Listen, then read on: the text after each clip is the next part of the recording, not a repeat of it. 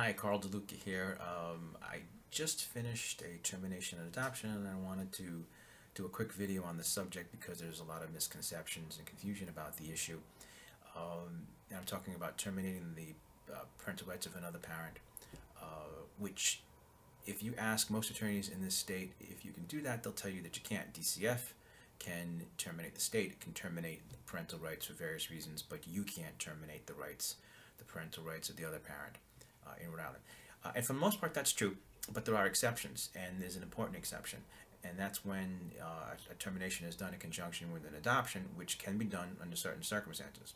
First of all, there has to be an adoption, and the adoptive parent who takes the place of the terminated parent has to be your spouse. So if you remarried or got married since you had the relationship with the previous parent, then that step parent can become the adoptive parent of your child. That part, not that difficult. If there is if there's a step parent in the picture, the other person who can adopt with you, believe it or not, is your parent, one of your parents, because they allow grandparents to be part of this process. So I've had plenty of cases where a mother and their grandfather or grandmother comes in and adopts in the place of a terminated parent, and that's how it's accomplished. But you have to have an adoption. You can't just terminate the other parent's rights without the adoption. At least you can't. The state can, but you can't. So in order for that to be able to occur, what do you have to prove? You have to prove one of two things. One, that the other parent has failed to support the child in a meaningful way for over a year. So that, of course, is only true if they're able to support the child. If they don't have the ability to support for whatever reason, of course, not going to say, well, you're out of luck, you can't be the parent of this child anymore because you didn't provide support. Obviously, that's not going to happen. So there is a standard for that, and the courts apply that standard fairly strictly. But the more common situation is when the parent to be terminated has been absent from the child's life for more than 6 months, and they consider that to be abandonment. That happens a lot. It's usually drug-related, mental health situation.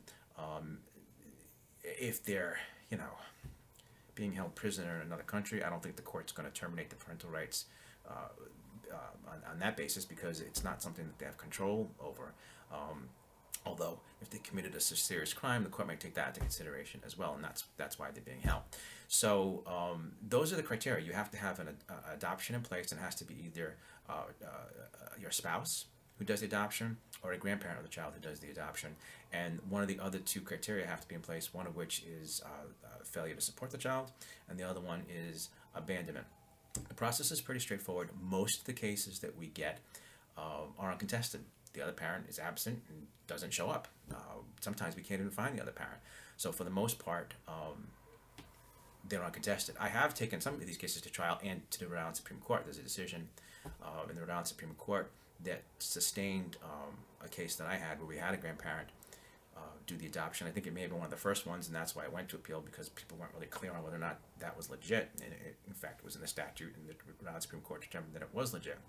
So this usually occurs when the child gets to an age where they start to realize that their other parent's not around, and they start to wonder, what happens if you pass away? Who takes care of me? So naturally, that's a very dramatic moment, and it's something that you may want to think about before they think about it, and take steps to make provisions for that. Sometimes you can't. Sometimes you've got the other parent, just a lousy parent, and you're just stuck with them, and you're not going to be able to just terminate the parental rights, and so that you may have to take some other steps to protect your child in the event that you pass. But if the criteria that I just mentioned exists, you can do the termination and adoption and protect that child, so that if something happens to you, they've got an adoptive parent right there living with them that can take over. If you don't take these measures to do the termination and adoption, and you pass away, if you've got family, certainly they'll take care of your child while they resolve the rights of the absent parent, but they're going to have to go try to find the other parent and determine whether or not there's an interest in raising the child. And so it's going to complicate things, and it's going to leave your child in limbo.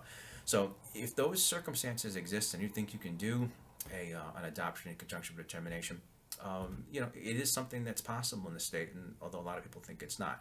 So if you have any questions about that, give me a call, text me, fill out the contact form. I'm happy to answer any questions you may have. And thank you for listening. Have a good day.